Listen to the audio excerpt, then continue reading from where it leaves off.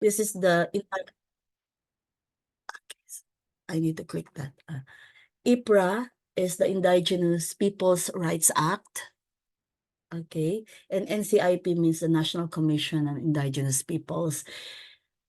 This IPRA, this law is designed to recognize, protect, and promote the rights of indigenous cultural communities, or so it has an acronym ICC and IP. Okay, so ICC IPs in the Philippines. So NCIP also is the primary government agency responsible for the implementation of IPRA.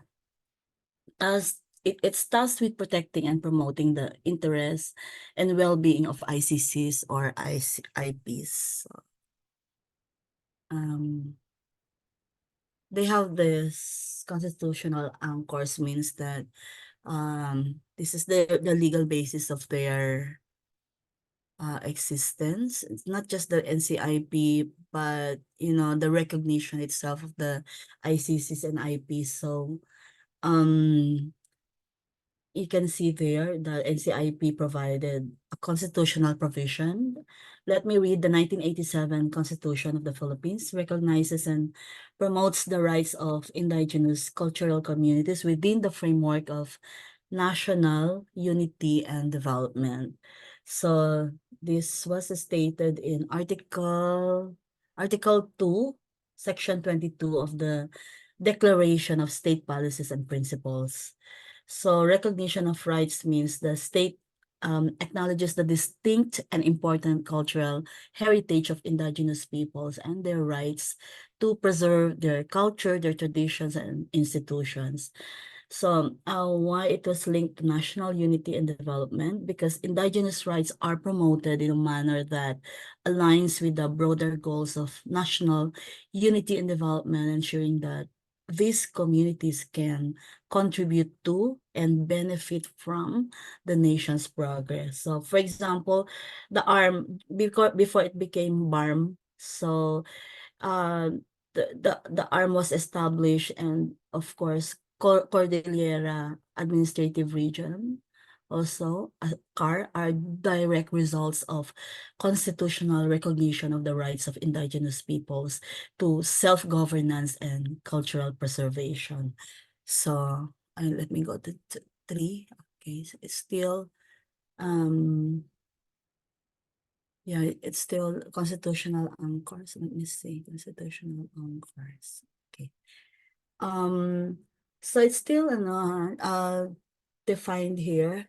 The state, subject to provisions of this constitution and national development policies and programs, shall protect the rights of ICCs to their ancestral lands, to ensure their economic, social, and cultural well-being. So ancestral domains and lands, let me continue. The Congress may provide for the applicability of customary laws governing property rights or relations in determining the ownership and extent of ancestral domains. So there are two keywords there: ancestral lands. Okay, ancestral lands and customary laws. What do we mean by ancestral lands anyway? Ancestral domain. Okay, ancestral domains and lands. So ancestral domains include lands, yeah, inland waters also, coastal areas, and natural resources traditionally owned, occupied, or used by the IPs. So in this particular concern, IPs have the right to develop, control, and use their ancestral lands according to their traditions and customs. So then there's customary law, because it's one of the, it's di ba meron tayong jurisprudence. So meron din tayong, and one of those that can be applied is customary laws. It means that from time immemorial, this already had been a practice, had been a tradition, and thus form part of the law. Okay, so IPs have the right to pursue their economic, social, and cultural development with due regard to their freedom and identity. So they can also maintain and develop their own governance systems, cultural practices, and institutions. IPs also are entitled to equal protection and non-discrimination in all aspects of society. So the law ensures IPs' rights are protected from exploitation and abuse. Let me see here. Here. Um, so for okay. Um, I'm here on four now. So in cultures, traditions, is all considered their rights. And then okay. So here it says here the IPRA was signed into law on October 29, 1997. So this is considered a landmark legislation to correct historical justice, enforce constitutional mandates, observe international yeah, observe international norms. So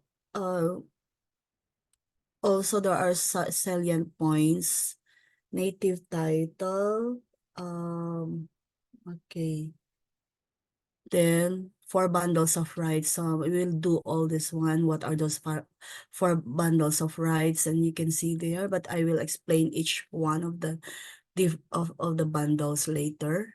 And also this law, okay, provided for the creation, provided for the delineation of ancestral domains, the free and prior informed consents, or the FPIC, and then primacy of customary laws. I will so let's deal with this. Okay, see.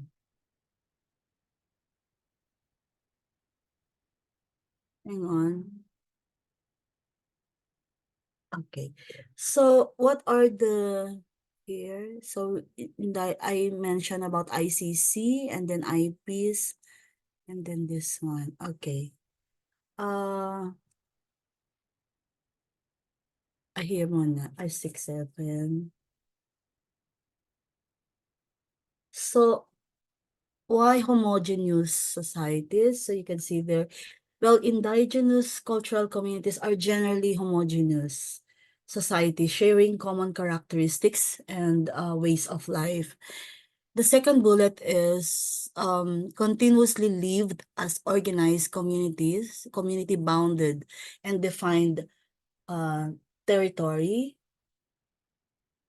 because they have maintained their social, economic, and political structures continuously, and they never departed from that. And then occupied, possess. So they have occupied, possessed, and utilized their territories since time immemorial. And that's why customary laws yung ina-apply dito for their existence. And often asserting claims of ownership over these lands based on traditional practices, the ancestral domain. So they have the ICCs, IPs also share common bands of language, customs, traditions, and other distinct cultural traits that set them apart from the mainstream society. So they are unique, and so these communities have remained distinct from the majority population of the country due to their unique cultural and historical experiences. So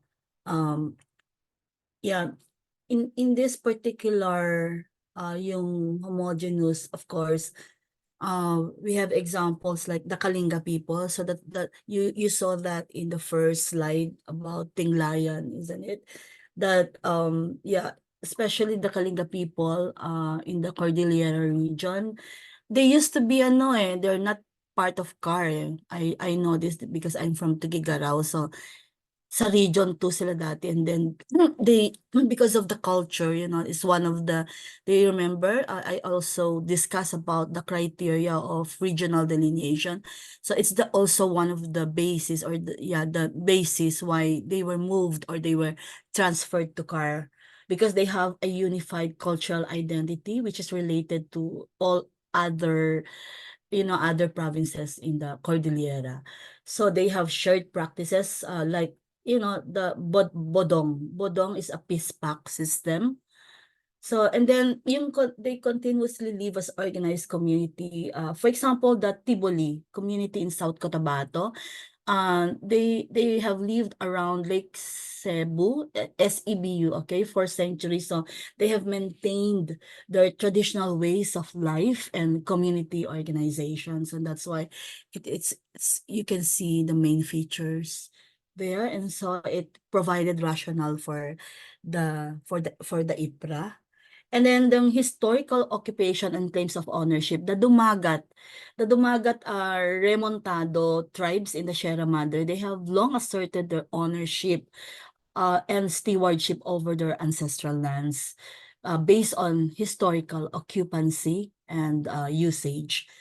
Uh, Regarding the common bonds, for example, the Ifugaos, okay, the Ifugao language and the practice of, rice terraces or terracing rice fields are central to the Ifugao people's cultural identity. And also, yeah, Agta or the Eta in general, but we call them Agta sometimes. They're one of the earliest inhabitants of the Philippines, and they have a distinct culture and way of life that have persisted despite colonization and modernization pressures. And you cannot just yeah, there have been some people who have been educated and reached college and they graduated even.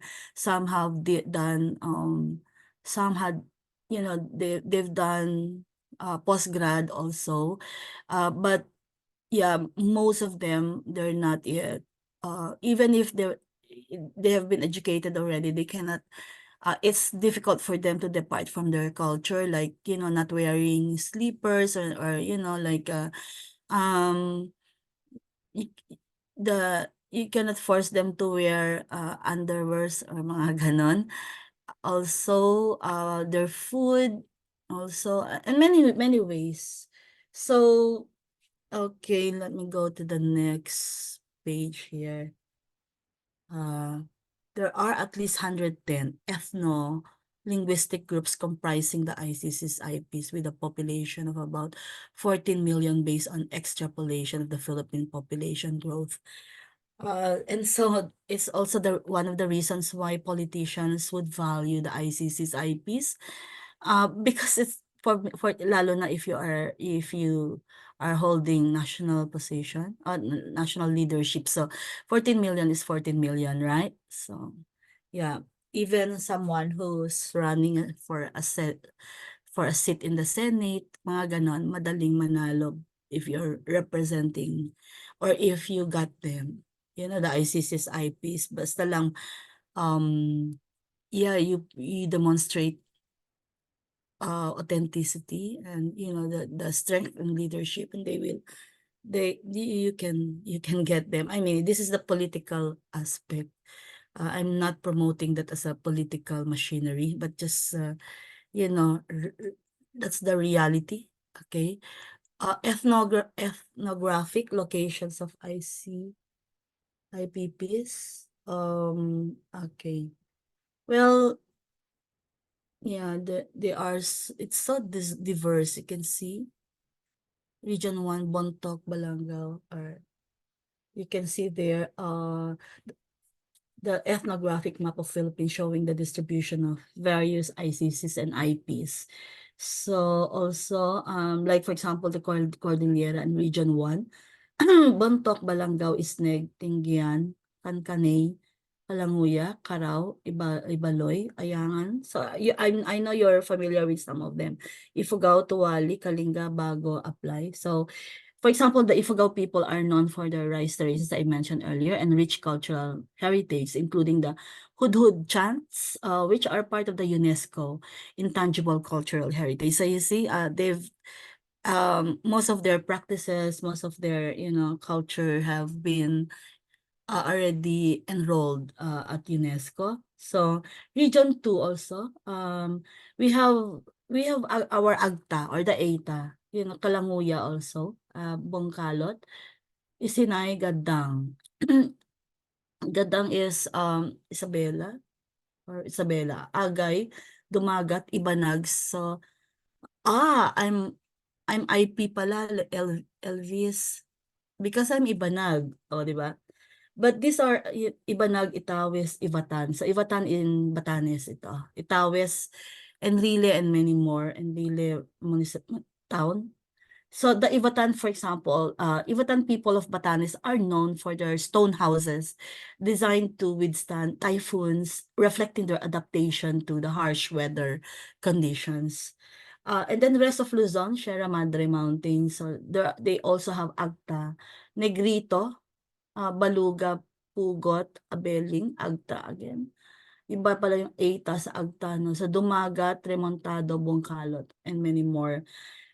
The Eta communities among the earliest inhabitants in the have a deep connection to the forest, okay, and practice sustainable hunting and gathering. So they are associated with this hunting activities. Also the island groups, there are many islands. The island groups, like for example, Agutaynin, Tagbanwa, Cagayenin, Cuyunon, many others. The Mangyan, lalo na sa Bukidnon, they have like 7 or more tribes in Bukidnon. So for example, Mangyan tribes of Mindoro, they have distinct writing systems such as the Surat Mangyan, okay, and traditional weaving practices. So northern and western Mindanao, well, Manobo, Subanen, and many more. So you can see anyway there. The Subanen people, by the way, living in Zamboanga Peninsula, if you know them, I've met many of them actually. They are known for their intricate beadwork and weaving. So I also have a collection of this work, marvelous work, as well as their traditional farming practices.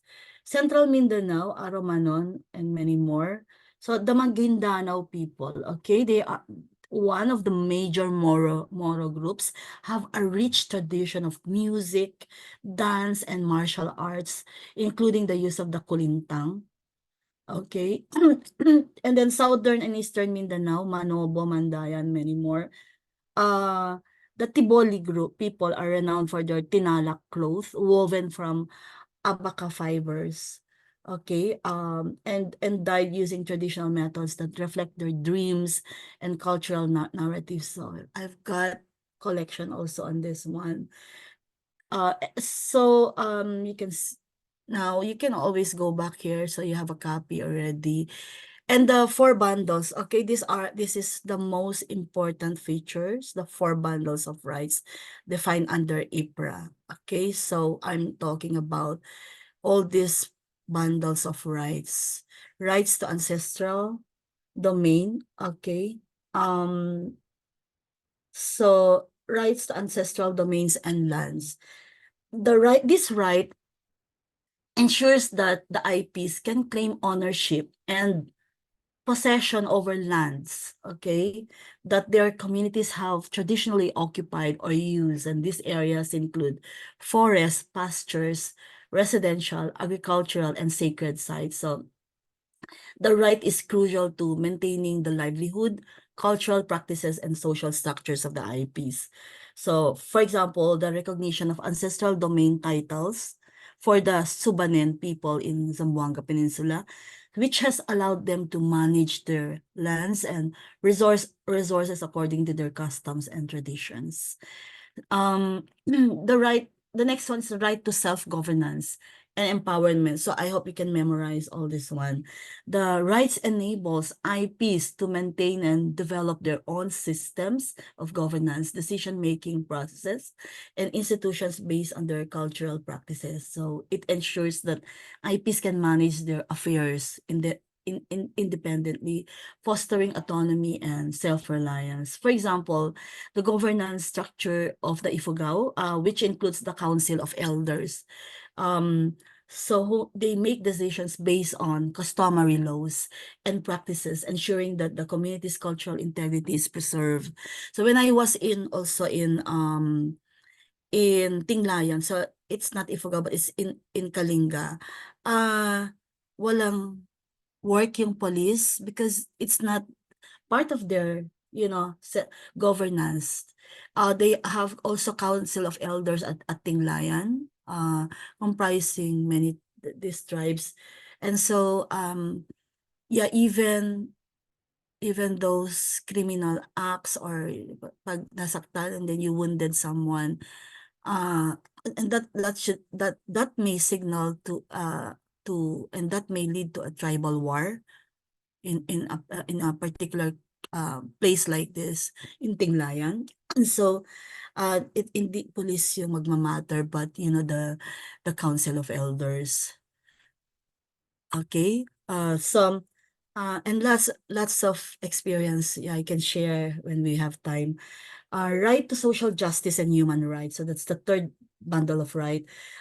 This right guarantees that IPs are protected from discrimination and have equal access to basic services such as education, healthcare, um, yeah, education, basics of education, healthcare, and infrastructure. Okay, so it also includes protection from exploitation and abuse. So ensuring social justice and human rights for IPs is fundamental to achieving equality and improving their quality of life. Example, advocacy efforts to provide education and healthcare services to the Mangyan communities in Mindoro, and in this way, you are addressing historical neglect and marginalization. So it will ease them, it will make them feel valued. Okay, so right to cultural integrity. This right protects and promotes the cultural heritage. Just a moment. Okay. This right protects and promotes the cultural heritage and identity of IPs. It includes the preservation of languages, traditions, and cultural properties. So cultural integrity is essential for the survival of IP's unique identities and their contribution to the nation's cultural diversity. For example, the preservation of the Tinalak weaving tradition by the Tiboli women in South Cotabato. It's a significant cultural and economic activity for the community. So it's not just about the money that they earn from this tradition, but it's something that they want to live forever, this type of activity. So okay, let's see this one. Shit.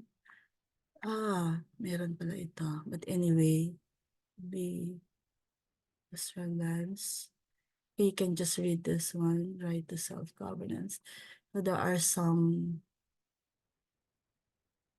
there are some explanation here. Okay. Social justice. So, okay, you can go over all this one, but I've covered already enough about this. So right to cultural integrity, something about, let me see. Kailangan i-concentrate ka dito sa 17. Protection of culture, okay, traditions and institutions. This must be considered in the formulation and application of national plans. So, yeah, ensuring that their unique cultural heritage, traditional practices, and social institutions of IPs are preserved. Yeah, this needs to be their culture, traditions, and institutions needs to be incorporated in the national development plans. And they're very concerned, for example, for example, the Banawe Rise to Races. is a UNESCO recognized, eco, how they call the banana rice races. So it's a really, World Heritage Site. World Heritage. Thank you for that. And that's why it's part of not just the place, but a national treasure, a world treasure. So, access to cultural opportunities, like cultural festivals and fairs that showcase indigenous arts, crafts, music, and dances. So, yeah, like the Kaamulan Festival of the Bukidnon is very famous. I think I've attended that one time when I was in Bukidnon, the Kaamulan. And they showcase there, meron akong mga gamit din na ganito. And most of them were parang niregalo lang ng mga environmental planners who I met during this time. So, then recognition of cultural diversity there, okay, is their policies and programs that celebrate cultural diversity, such as the National Indigenous Peoples Month. So we have that in Philippines, the National Indigenous Month. And then the practice and revitalize customs and traditions. Well, language, for example, language revitalization programs for indigenous languages, like the initiatives to teach and promote the Ifugao language.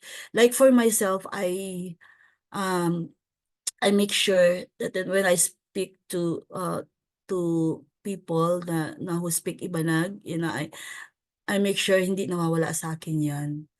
I can pray and I can sing in Ibanag.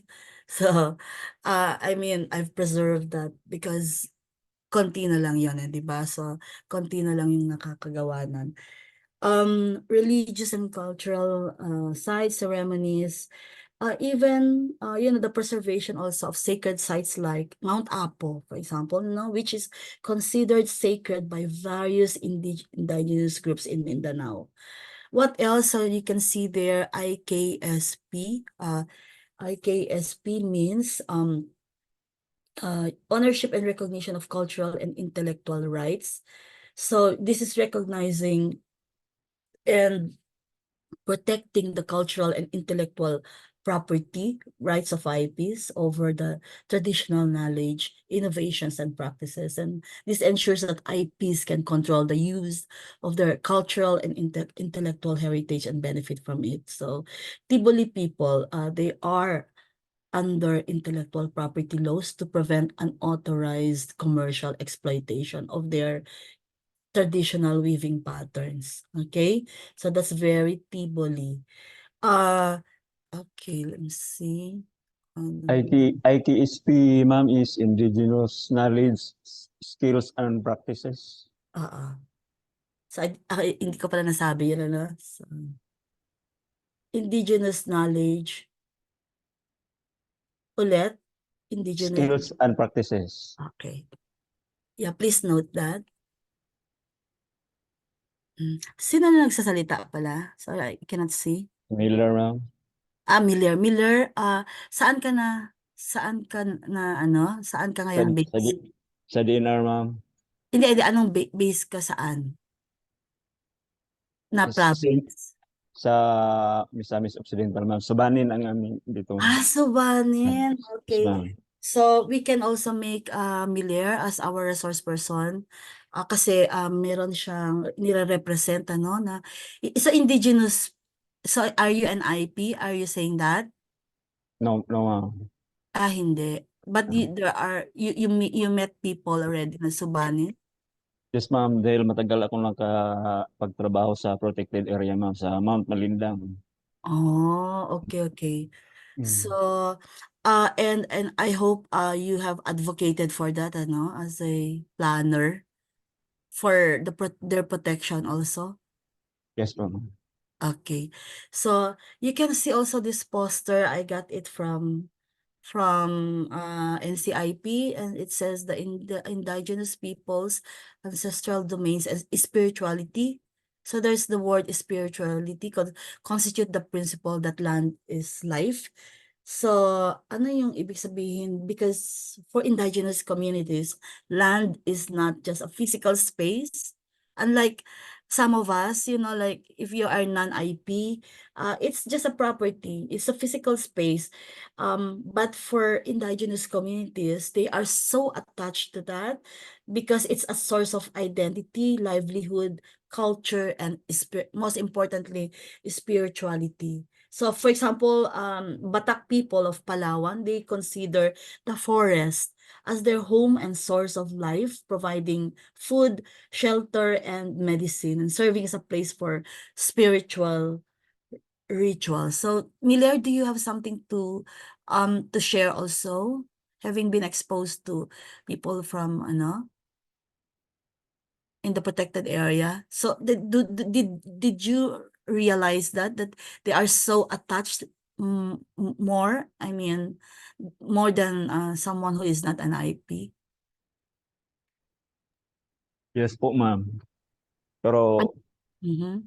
minsan kasi ma'am, ano ma'am, may ano ma'am, parang may conflict dito dahil sa protected area, NAIPAS ang sa amin, Ah, pero parang itong dalawang law na to, yung NAIPAS 90, may conflict? yes ma'am, 7586 at saka itong EPRA 80, Oh, so 79. magandang pag-usapan yan, At maganda ring study yan, Miller? No, Oo. yes ma'am. Are you saying that, okay, we know very well about the goals of IPRA, pero itong protected area, so are you saying it has conflict because of the goals of commercializing or yun changing the use? Ano yung conflict specifically na napansin mo? Yeah, just give us an idea of how it became parang oppose yung kanyang goals.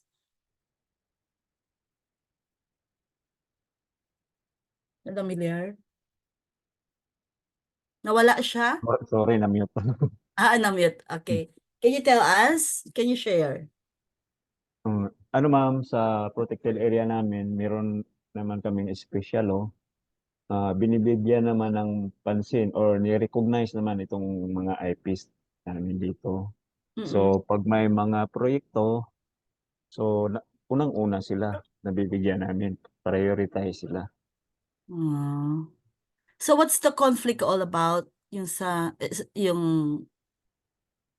Ano yung kasi, NIPAS or oh, NIPAS? ah, mababasa natin kasi diyan sa ano, Ipralo na since time immemorial is Mm-mm. yung mga ano natin, mga IPs ang pagmamayari ng Mm-mm. ano, Mm-mm. kalupaan natin. Mm-mm.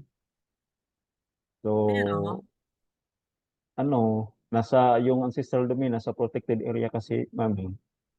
So, mm-mm. tibali, dalawa ang law na mag ano, Mm. ano ba talaga, So, NAIPAS Act ba or ang EPRA oo, law will prevail in terms sa oo. implementation sa law within a certain area, Yeah. especially protected area. Mm-mm. Mm-mm. Mm-mm. Yun. Yung So, sa ano niya, no? So ano yung mas magpe-prevail. Okay. I think yes. it's a good study to do kasi most ancestral domains have been protected area na kasi these days, ano. And pero nauna naman, ano bang nauna na law? Pero yung NIPAS kasi matagal na rin, ano. Mas una ang NAIPAS noon, NIPAS, oo. 1992. But this should have been addressed, ano, when they proposed for the IPRA.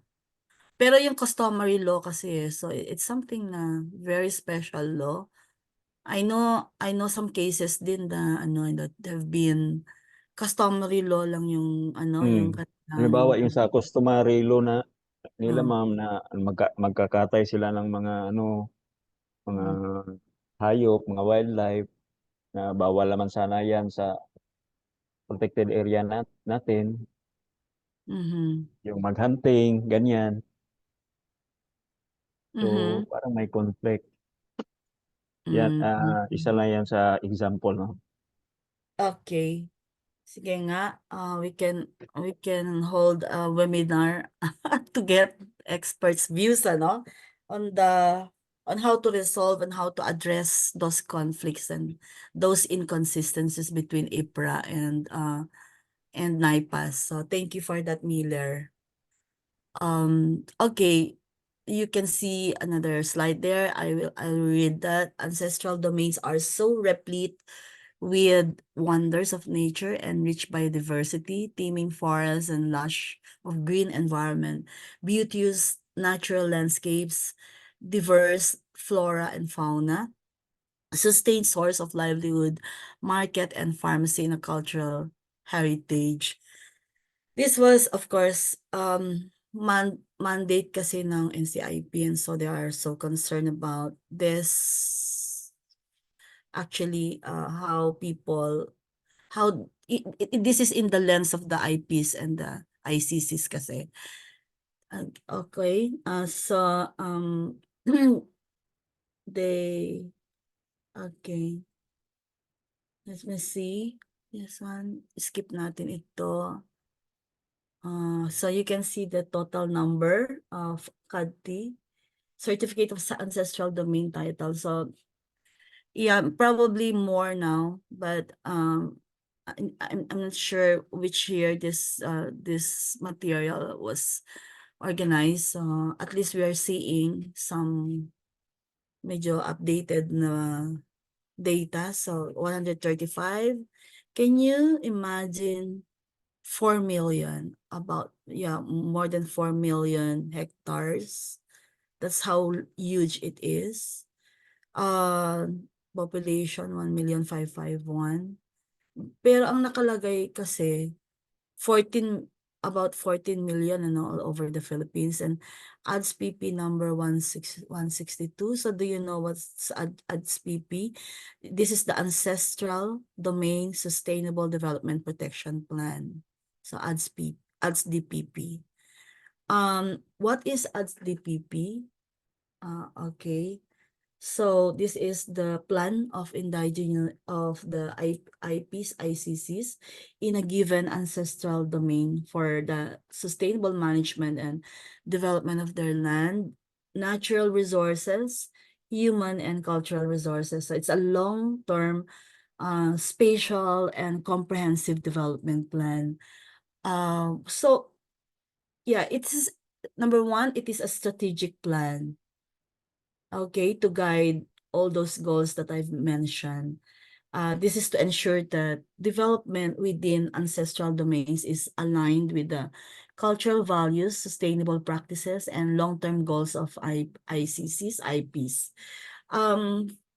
So also, I read about the ADS-PPP for the Dumagat, Ramontado people, which includes strategies for forest conservation, sustainable agriculture, and cultural heritage preservation.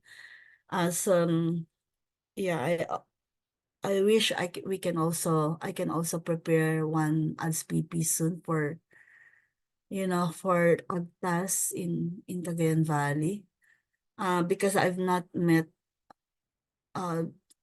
the key players yet, but of course this should be in cooperation with NCIP if you want your plan to be, like, yeah, because they have the data, so you can have secondary data from NCIP. Otherwise, you can make it hit as a, you can create, or you can establish your own primary data. So it is a tool for the empowerment. So this is the definition also of NCIP, empowerment of IP community. And it documents the policies and mechanisms for recognizing and promoting the rights of ICC's IPs and their rights to ancestral domains. Key features, what are their key features? So ito yung sinasabi ni Miller na IKSP. Okay. And of course, you can see also what are new here. So it should be initiated. I'm not sure how proactive they should be, but there are, of course, for each indigenous for each ICC naman there are some leaders, ano, for one thing they have the Council of Leaders, Council of Elders, who really they provide leadership especially in conflict resolution. Um, then for indigenous knowledge system and practices, the IKSP, yeah, the ADS-PP should integrate, it means that that particular plan should integrate the traditional knowledge and practices of ICCs in managing their resources and development plans. So, for example, using traditional farming methods in the Cordilleras, which are adapted to the local environment and sustainability, okay, over long periods. Kasi, like for example, sa ADS-PP, it's like the CDP or the CLUP, whereby you need also to do some sectoral analysis. And one of them is economic also, socio-economic. And therefore, you need to discuss also how the IPs or the ICCs can, that they will still retain, the culture of respecting and building on their cultural heritage and wisdom. So IP rights based, it is, the plan should be grounded in the rights of IPs as recognized by the national and international laws. So yung ancestral domain based naman, it says here in the third bullet that the ADS-PP should tailor the plan to the specific context of the ancestral domain.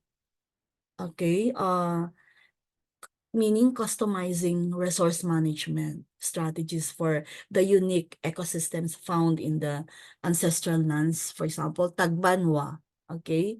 Tagbanwa in Palawan. Community-based, so the ADS-PP is developed and implemented by the community, so with active participation from all members. It means that the discussions would in the plan could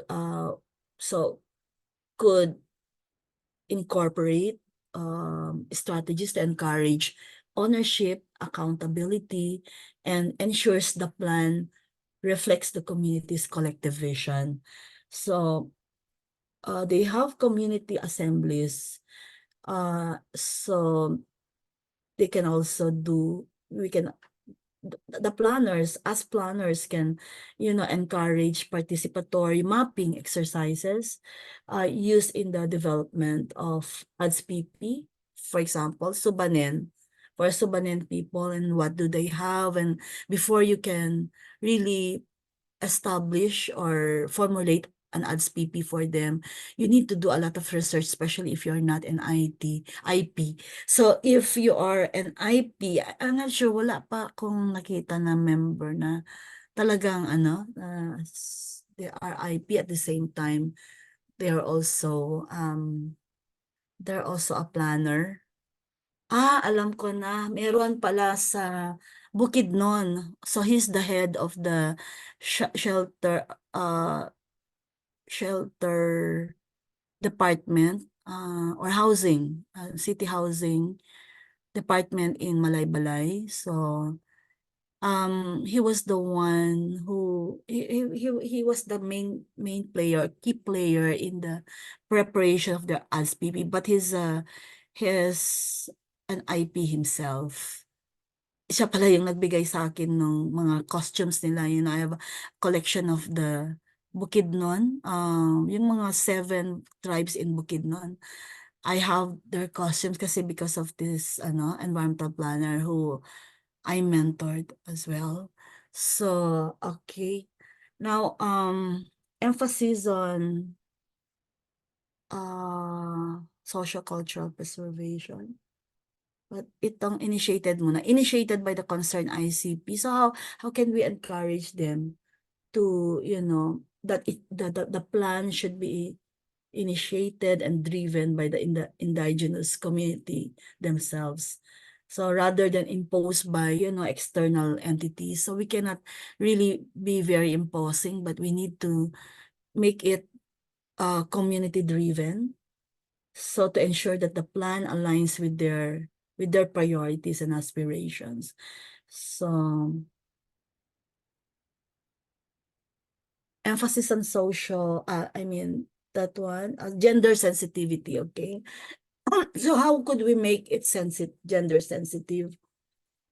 It should be inclusive and considerate of the needs and roles of all genders within the community. So in that plan, there should be strategies on gender equality and ensuring that development benefits all members of the community. Like, for example, initiatives involving women in decision-making processes and provide support for women's economic activities. So not just women, but all gender. But I was just trying to provide an example how to, establish strategies for women. So written in vernacular. So what do we mean by this? That the ads PP is written in the local language to ensure that it is accessible and understandable to all community members. So you can have both, one written in English, then you can translate it to in the vernacular, because this will enhance community involvement. Not all can speak English, so this will also ensure that everyone can engage, with and implement the plan. So you translate this in the native language of the IPs or the ICCs. So, okay, konti na lang ito. We need also to be very familiar with the FPIC, or the free and prior informed consent, and its processes. We have section 59. Okay, so what do we have in the certificate of precondition? This one is it mandates, or the IPRA, which mandates the certification precondition for projects affecting ancestral domains. There are requirements, so all departments and governmental agencies are prohibited from issuing, renewing, or granting any concession, license, or lease, or entering into any production sharing agreement without prior certification from the NCIP. So certification of the NCIP is key here. So for some violations that we know of, just hold it. We can discuss in another time, but just to make sure we understand this section 59. This also provision ensures that no projects proceed without confirming that they do not overlap with ancestral domains and without obtaining the necessary consent from the indigenous communities. For example, when a mining company must first secure a certification from the NCIP before it can be granted a mining lease or concession by the government. So that's what it means. So we will I will discuss in that particular level only, because I know there have been violations, there have been some inconsistencies, but because for purposes of taking the board, so yun yung meaning ng section 59.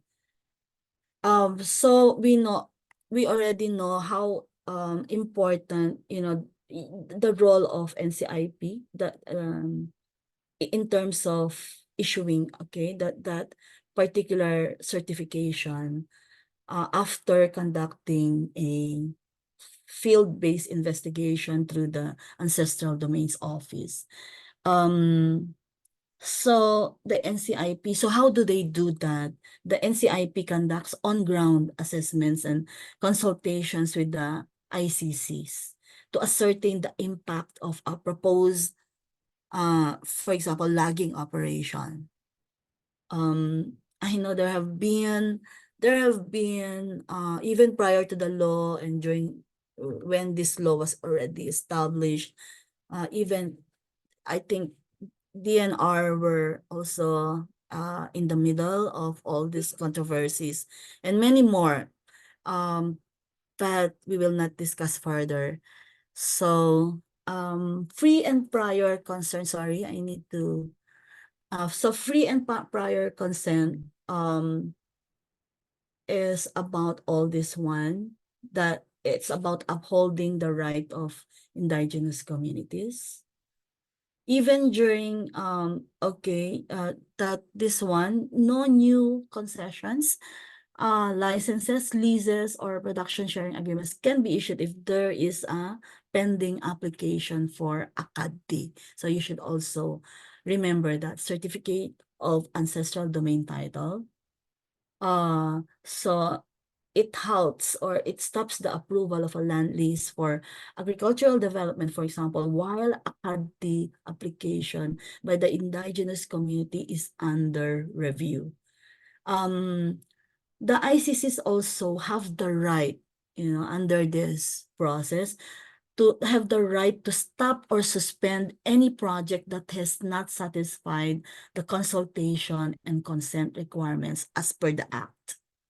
So, for example, an indigenous community may halt the operations of a mining company if it started without obtaining the necessary FPIC. Okay, so this Section 59 of the IPRA mandates stringent conditions to ensure that the rights of the ICCs or the IPs are protected and in any development projects affecting their ancestral domains. So this is enforced by the NCIP. Now, what is this one? It means there are already 379 certification preconditions that have been issued. Some 379. So these certifications are issued by the NCIP again to verify that a project or development does not overlap with any of ancestral domain and has obtained the necessary consent from the indigenous communities. Ano kaya itong 379, ano?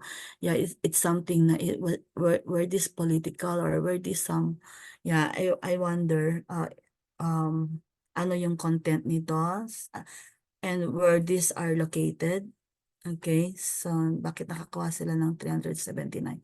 So anyway, so what you can see here is the flow chart. So it's the flow chart that outlines the steps involved in obtaining the FPIC for projects affecting the ICCs and IPs. Application submission is endorsed by a relevant authority. Okay, so this is the application is submitted directly by the project proponent. Then at the regional office, the initial meeting is held to discuss the field-based investigation or the FBI. So there is what we call the work and financial plan. Okay, the WPFP.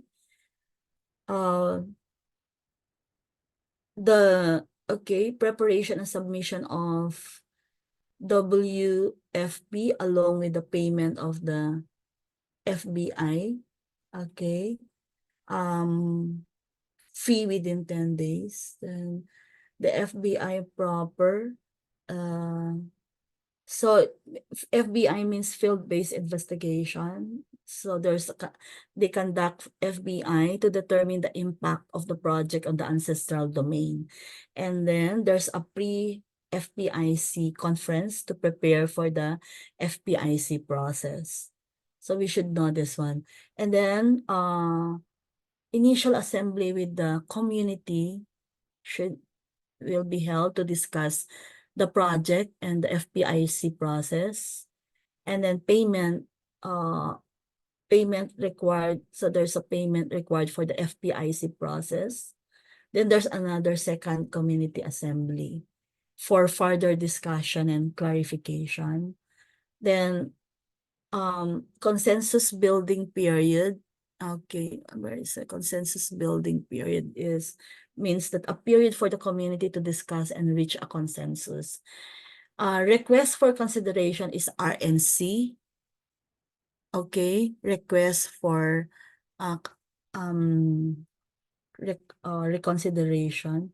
If there are concerns of objections, a request for reconsideration can be made.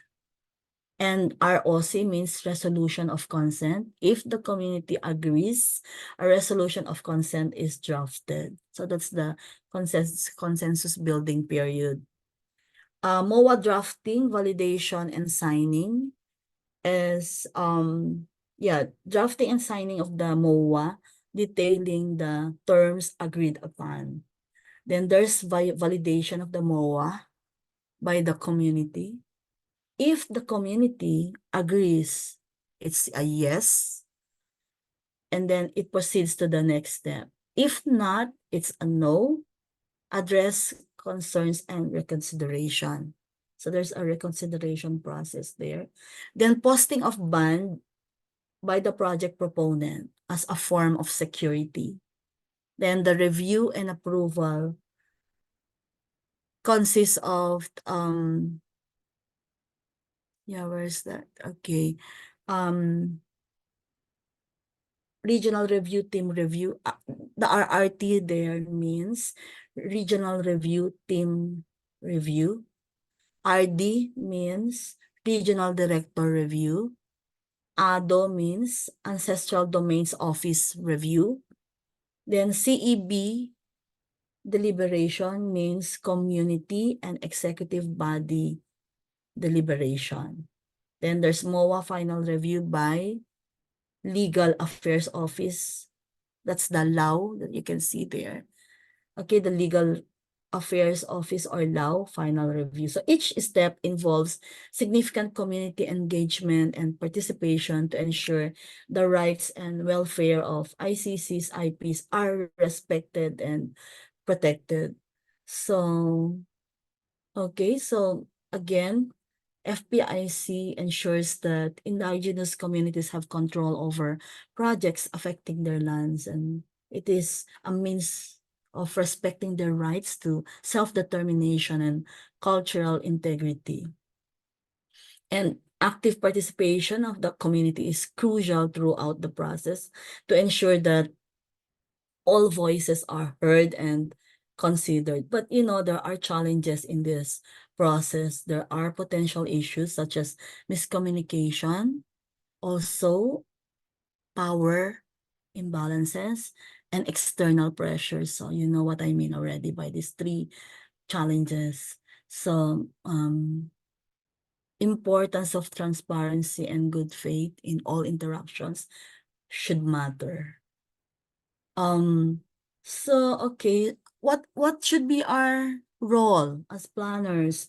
We need to understand the FPIC process as a planner, especially for those planners who would be engaged to work on this particular projects internally or externally if you are an external consultant, because it will impact indigenous or ancestral domains, the indigenous lands.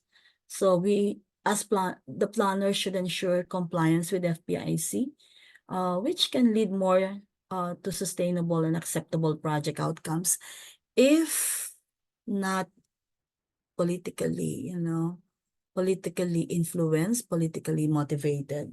But beyond that, we can we can hold discussions. There are other time for that. So this validation process is in the context of obtaining fee, okay? In the context of FPIC still, which involves several key steps to ensure the legitimacy and accuracy of the FPIC process. For example, number one is request for validation. The regional director orders a field validation to verify the information and process. So that's orders field validation. RD constitutes validation team. Then the next one is you can see RD constitutes validation team. The RD forms a team responsible for conducting the field validation, and then the field validation proper, whereby the validation team reports their findings to the RD. So the team interviews key community members, including elders and leaders, to gather firsthand information and perspectives on the FPIC process and the project. So after field validation, then certification of precondition is being prepared. The validation results are transmitted to the Executive Review Committee, the ERC, for concurrence, and so that a copy of which is furnished to the Ancestral Domains Office. So there's what we call the ADO, Ancestral Domains Office. Then the final step is the transmission of the validation report to the chairperson for confirmation. Okay. So these are salient provisions, okay, related to the certification precondition and FPIC process. No similar application in one ancestral domain. So what do we understand by this one? This ensures that only one application for a particular type of project or development is processed at a time within a specific ancestral domain to avoid conflicts and overlapping claims.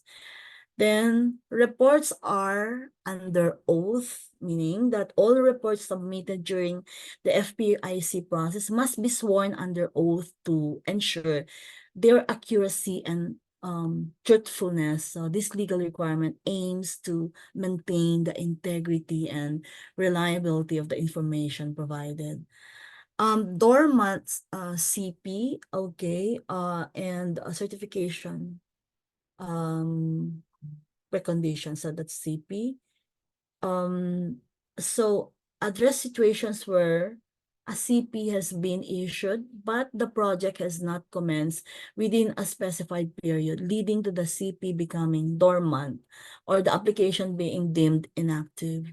This provision prevents indefinite holding of rights without actual development.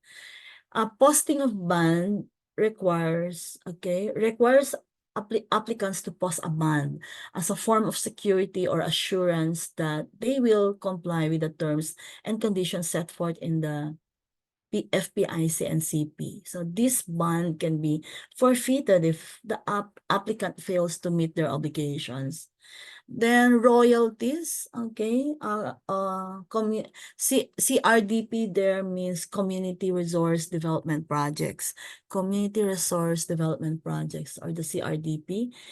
This mandates the payment of royalties or the implementation of CRDPs as part of the benefits to the ICC's IPs. These provisions ensure that the community gains from the project, whether financially or through development projects. Reconsideration provides a mechanism for applicants or stakeholders to request a reconsideration of decisions made during the FPIC process. This ensures that there is a fair avenue for addressing grievance or appeals. Non-transferability means that the rights and privilege granted under the CP and FPIC cannot be transferred to another party without the without the express consent of the ICC's IPs, and this provision protects the community from unauthorized changes in project ownership or control. And the last one is visitorial and monitoring powers. Means that this is this grants the NCIP the authority to visit and monitor the project to ensure compliance with the terms of the FPIC and the NCP. This provision aims to protect the rights and interests of the ICC's IPs by ensuring ongoing oversight. So, prohibited acts, we're almost done. So for prohibited acts, the applicant must not use threats, coercion, or intimidation to influence the decision of the ICC's IPs. Bribery, you can see the applicant is prohibited from offering bribes in any form to ICC's IPs or any involved parties to sway the or to change the FP or to, to disturb the FPIC process in their favor. So NCIP officers, second bullet, number 2, okay? NCIP officers and employees must not accept any form of monetary or material gifts from the applicant to avoid conflicts of interest and maintain impartiality. And then also, NCIP personnel are prohibited from falsifying information or documents related to FPIC process to ensure that all facts presented are accurate and truthful. Then number 3 is members, elders, or leaders of the IP community must not solicit or accept any gifts, money, or valuables from the applicant to ensure their decisions remain unbiased. Community members or leaders must not collaborate with the applicant in a manner that unduly affects the outcome of the FPIC process, maintaining the integrity and autonomy of the community's decision. Then number 4 is undue influence or interference with the FPIC process or to the community. It means that they must not exert undue influence or interfere with the FPIC process. Or the community's decisions, ensuring the community's choices are respected and upheld. So these are the prohibited acts. So now NCIP, okay, so it is tasked now. We know already that it is tasked with protecting and promoting the interest and well-being. Okay, it's very their mandate is so large that they need to take care of one of the important, one of our priority marginalized sector, which is the indigenous peoples, ICCs. It's not just their interest, but the well-being of the ICC's IPs in the Philippines as mandated by RA 8371. Okay, so the IPRA of 1997. Please note 1997. So they have okay, they need to develop policies and programs to protect their rights. They need to ensure protection and recognition of the ancestral domain rights through issuance of CADTIS and through the issuance also of certificates of ancestral land title. So it's not just the CADTI but the CALTI, Certificate of Ancestral Land Titles. Then they need also to uphold the social justice and human rights of ICC's IPs, ensuring they are treated with equality and fairness. So I think NCIP should keep hiring human rights lawyers, diba? So because to strengthen commitment to their mandate.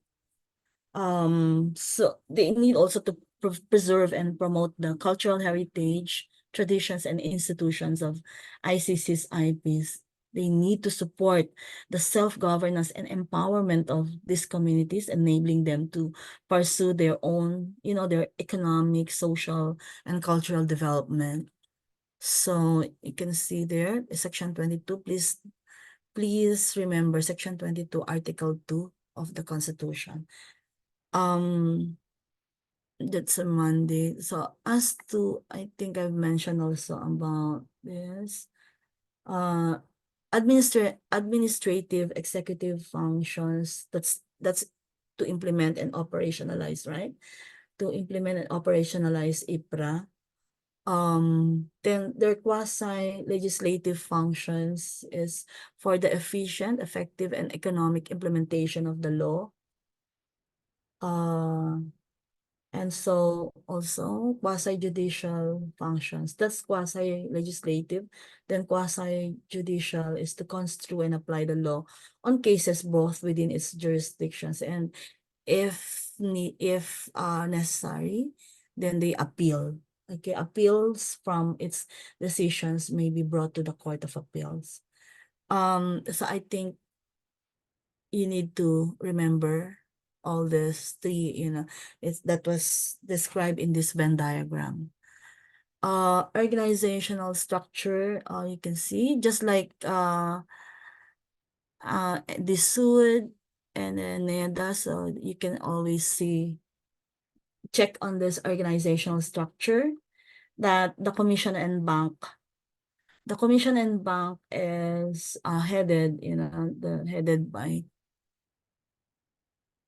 Office of the Chairman. So there's COA on the other side, consultative body. So the function of the chairman is administrative and executive, quasi. So all those three in the Venn diagram I mentioned, they are under the office of the chairman. Then below the chairman is the executive director, who directs and manages the overall operations of the NCIP. And then there are also consultative bodies, the CEO, and then there are also the CEO, it has the secretary, it should provide secretariat functions to the commission. COO, planning, budgeting, coordination, networking, even M&E, then facilitations. There are offices also under the CEO, under the consultative body, and then regional and provincial office. There are 12 regional offices. There are 46 provincial offices, 108 community service centers. So it's a huge organization also. As to the NCIP programs, they provide policy services, means they develop and implement policies for the protection and promotion of the ICs. And then ancestral domains, land titling services also. They provide assistance in the recognition and titling of ancestral domains and lands, ensuring secure tenure for indigenous communities. Then IP, okay, there's indigenous people's rights protection services, means that they are active in the enforcement and protection of the rights of these communities, ensuring or addressing issues such as discrimination, exploitation, violation of their rights. So human, economic, and environmental development and protection services. These are programs aimed at improving the quality of life of the ICC's IPs through sustainable development. And that's why environmental planners are needed for the execution or for making sure IPRA takes its root, or IPRA is enforced, or enforced properly. So because it says here that programs aimed at improving the quality of life of indigenous peoples through sustainable development, protection of the environment, and promotion of economic opportunities. So you see, so now thank you all. We exceeded 33 minutes, so thank you for your time. I will meet you again at 8:30, otherwise 9 p.m. tonight for the CARL, Comprehensive Agrarian Reform Law. Okay? And the local taxation. So I'll do 2 topics. After that, by Friday, we will up and succeeding days will be battery of exams, but I will do explanation. I will do some discussions after exams. So like 20 to 50 items every day, so that I will have the time to explain why these are the correct answers and why these are the incorrect answers. And so some strategies each item. So thank you all. So you can now